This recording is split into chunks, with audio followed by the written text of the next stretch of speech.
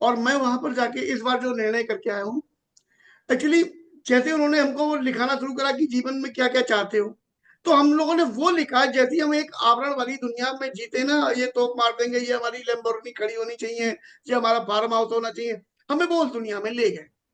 Okay. उसके बाद जैसे ही उन्होंने कहा कि प्रेजेंट टाइम के हालात लिखो,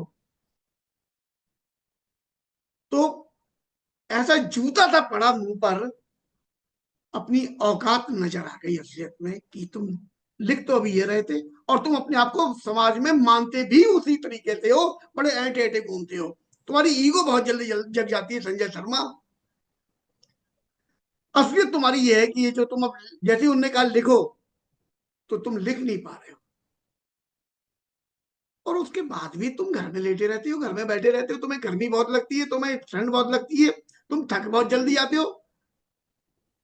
तो मुझ पर उस समय का ये असर रहा सर, कि मुझे ये समझ में आ गया कि मैं मुझे सारी चीजें सिखाई हुई है गुरुदेव ने, दीक्षित सर, रामवीर सर, विवेक सर, इन लोगों ने मुझे ऐसा कुछ नहीं छोड़ा जो वेस्टीज में सिखाना हो और मुझे ना आता हो। इनने सब कुछ मैं ट्रेंड कर दिया।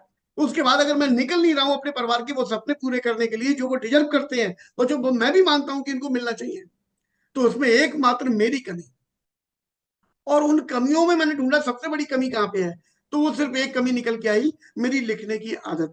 मैं तुरंत ना लिख के वहां पर चलो डायरी में लिख लिया कि घर पे जाके जो उतार लेंगे, फिर घर में सोचते चलो अभी थके हुए थोड़ी देर में उतार लेंगे, फिर किसी को फोन कर लिया, फिर कोई आ गया, फिर कहीं हम चले गए, अच्छा भाई कल उतार लेंगे, लिखा हुआ तो भाई, तो वो उतर नहीं पाता। मैंने ये निर्णय किया कि किसी भी हालत में मैं डायरी का गुलाम बनूंगा। डायरी, मैं अपना टाइम का मालिक आज से नहीं हूँ, मेरे टाइम की मालिक भी डायरी है। मुझे अपने लिए पर्सनल कहीं पे कुछ करने का मन करेगा, तो पहले मैं डायरी चेक करूंगा। ये मैं वहां से सीख के आया हूँ sir. Thank you sir, thank you very much sir. शानदार सर, बहुत बढ़िया।